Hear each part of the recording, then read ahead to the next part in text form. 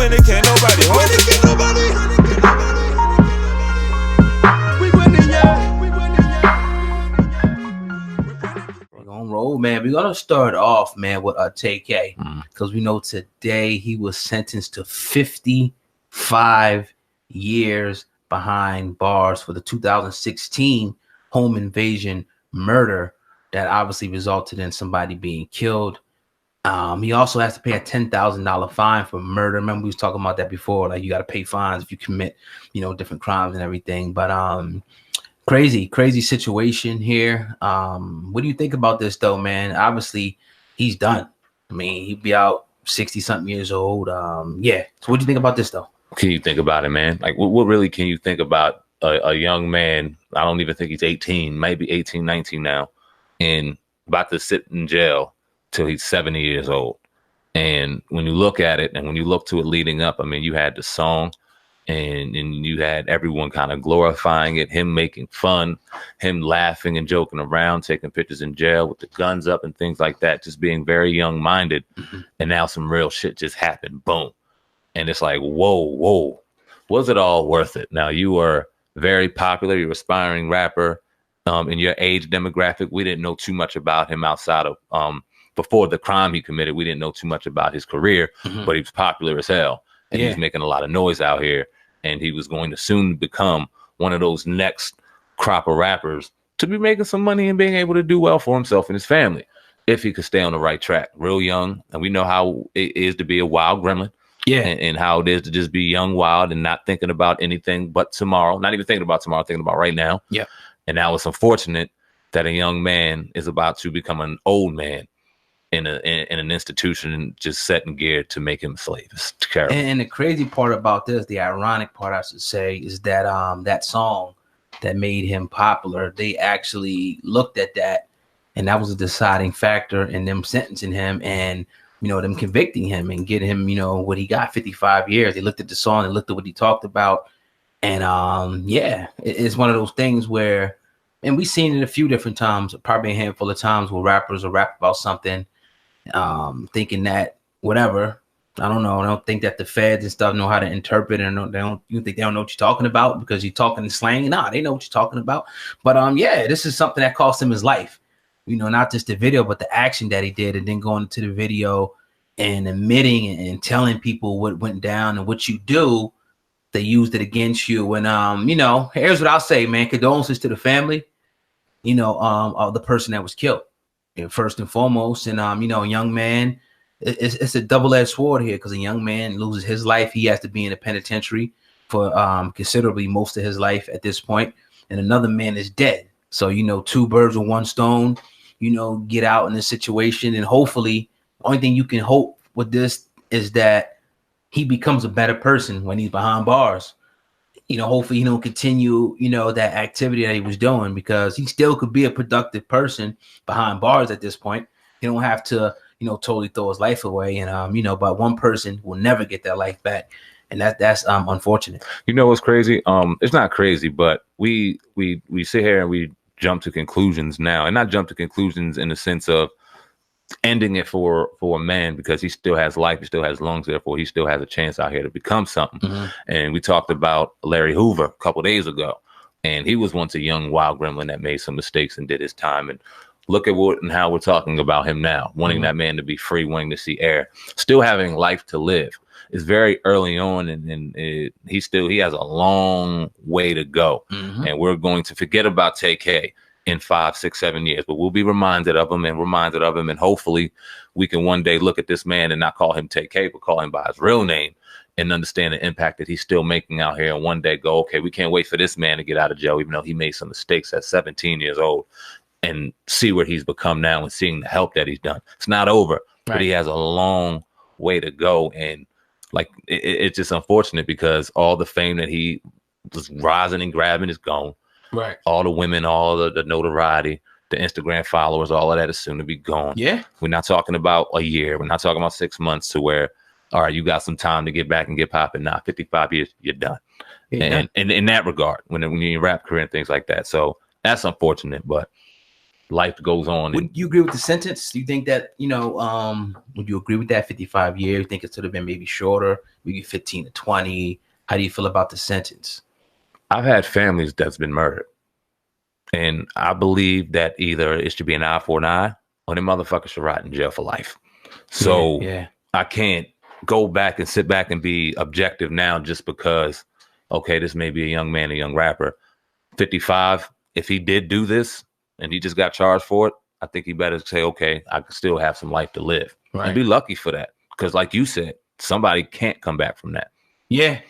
Yeah. And that, again, and that's, that's unfortunate. And eye for an eye, or you got to sit in jail. I could definitely, agree to that, in most circumstances. So, yeah, we'll have to just learn this lesson behind bars on this one, man. And it's unfortunate for both families here. But you're tuned into the Hip Hop Uncensored podcast with your brother, Old God, and Sam Ant. We're going in today on this Tuesday. Everybody listening to us, do not forget to subscribe to the podcast and go ahead and leave that 5-star rating if you enjoy the podcast thus far. I want to talk about this story right here. Now, we were sitting here and we did a segment on this yesterday. You were still in Florida, actually, and Darrell Johnson, who's been R. Kelly's crisis manager, those words, right? Crisis manager for the last 7 months, pretty much slipped up and admitted that he wouldn't let anybody that's been accused of what R. Kelly's been accused of, be around his daughter. Well, a day after that, he has resigned from R. Kelly's team. And Steve Greenberg did put out a statement, who is R. Kelly's acting lawyer. He says he shares our confidence that this is an unprecedented assault against R. Kelly by others for their own personal gain and in the innocence of R. Kelly. So he's pretty much saying that, he's still standing by R. Kelly and thinks he's innocent, but he's stepping down. Sam, man, what do you think about Darrell Johnson, crisis manager, now stepping down after he fumbled the football? With all due respect, that brother did not do his job well. And you could see how he folded under the pressure. This does not make R. Kelly look good. This does not make R. Kelly look innocent. This makes R. Kelly look worse. This happened a day after you bombed in an interview. You bombed in an interview because you were supposed to represent R. Kelly in a crisis situation, and you got bombarded with questions from networks that you knew were out to get R. Kelly, knew weren't on R. Kelly's side, knew that they weren't going to give him, whether they believed he was guilty or not, a fair, objective point of view from an interviewer perspective. Mm-hmm. You supposed to be ready to defend all that, like Mayweather, like Pernell Whitaker, rest in peace, and dip and dodge and counter. And you went back and you were defensive, you were scared, you were cold, and you fell off. You sat back and you said, she asked you, you have a 20-something-year-old daughter, sir. Would you let her around R. Kelly? You said, I wouldn't let my daughter around anybody accused of X, Y, and Z. Well, first off, your daughter's 20 years old. If you raised her right, and that's no disrespect, I'm talking from my perspective. If I raised her right, I'm going to go, nah, my daughter, first off, is grown. She has the right to do whatever she wants, and I'm going to hope based off the coaching in the game that I've gave her, she knows not to fuck with certain individuals, certain men. In the regards of R. Kelly, he's an innocent man. That's all I got to say. Well, like you said yesterday, yeah, I've had her around him. He's cool. He's good. He's an innocent man. But nah, you go and you say that, and whether you say R. Kelly's in there or not, look, you said alleged. That means Michael Jackson's alleged. Okay, so him, this, that, third, anybody alleged. You said it.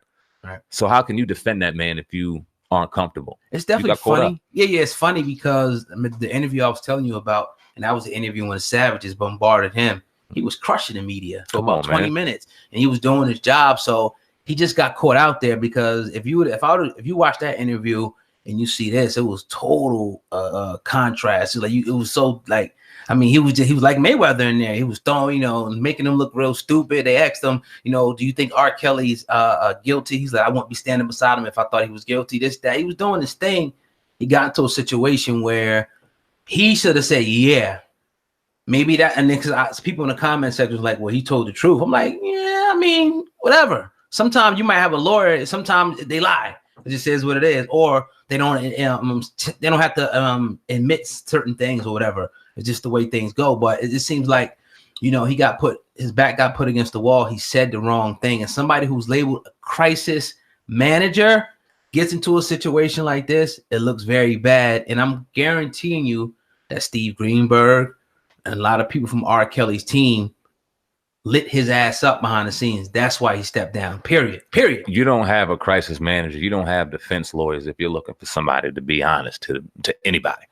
You have them defending you and your well-being at all costs. And morale aside, whether he believed it or not, because he sat back and he said what he said. He wouldn't be here if it wasn't. Okay, cool. You made that point very clear, perfectly cool. But if you felt something completely different behind the scenes, like your politicians do, or like anybody out here in the media just running their mouth, you hide that shit, you keep it behind the scenes. Yeah. This right here is your job to make sure that they keep R. Kelly's name as clear and as innocent as possible right before he fights the fucking what's the word I'm looking for? The case of his life. The case of his life. Yeah. You're supposed to be able to keep him as calm as possible sitting in the New York jail while he's about to fight the case of his life, and you fumble. Yeah. And it made and we talked about it yesterday. Over and over and over again, it seems like people in his corner, when it comes to being a voice for him, is fumbling. And you know, and remember a lot of people walked away from him in the past. A lot of people close to him. People came out and denounced him.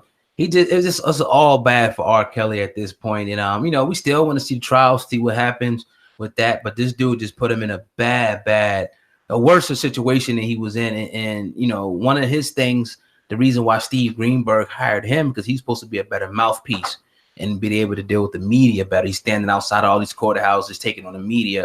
And he just did